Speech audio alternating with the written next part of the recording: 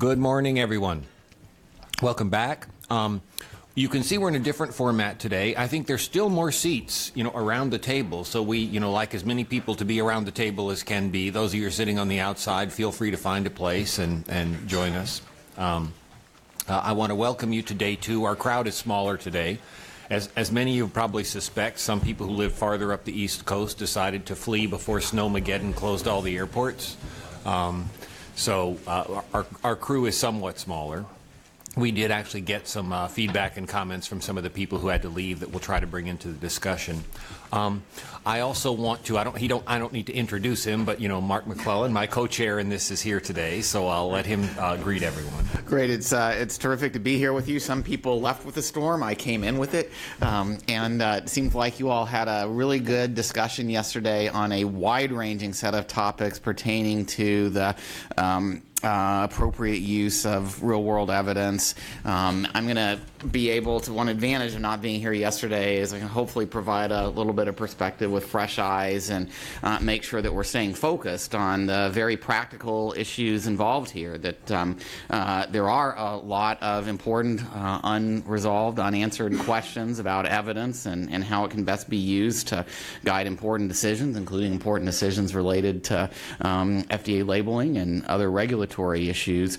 And I think one advantage of, and the reason we wanted to set this up as a two-day meeting in the first place, was to provide some time to reflect on what we learned in the first day and the perspectives that were reflected there, but also some time for additional input and helping us put this together and making sure that we're consolidating all of this great input and discussion effectively. So I think you'll see that reflected in the way that we're handling the time today, which is going to feature an opportunity for a lot of input from all of you. Thanks. So what we're hoping to do is, today to stay in our sort of three swim lanes. We'll talk first about the question about real-world data. Then we'll move on to the question of real-world treatment, and then on to the question of real-world treatment assignment, or when can we have valid inference from observational comparisons. We don't have the bell today, so we maybe won't be as strictly enforcing those swim lanes, but we will. We will want to try to stay within those topics. Within each of those topics, what we're hoping to do is to first sort of review some notes that Amanda and Ben took yesterday and I added a little to this morning to see, did we accurately capture the points that came up? So we'd encourage all of you who were here yesterday to tell us what was missed. Were there things that are not clear in those notes, something that wasn't captured accurately, something that that's not understandable there? And then what we want to try to do, as far as we can today, is to say, given those points, our ultimate task is to provide some guidance to people who are both producers and consumers of evidence. And those of you in the room have different roles. Some of you are producers of evidence, some of you are consumers of evidence, some of you wear both of those hats at different times.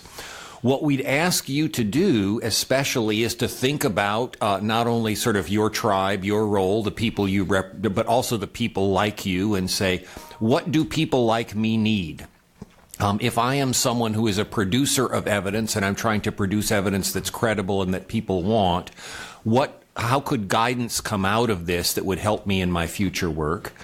If you're a consumer of evidence, by that you could be a regulator, you could be a health system, you could be representing patients or even consumers or families. If you say, if I'm trying to judge the veracity of evidence that's supposed to help guide my decisions, and I'm looking at this thing called real-world evidence, are these points that you're making helpful to me? How will I decide whether this evidence that it is both valid and relevant to the questions that are important to me?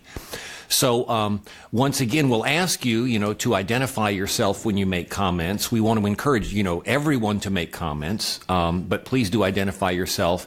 And, even that will help us to understand sort of, what tribe you belong to or what group you represent. So that might help us to shape this guidance a little better.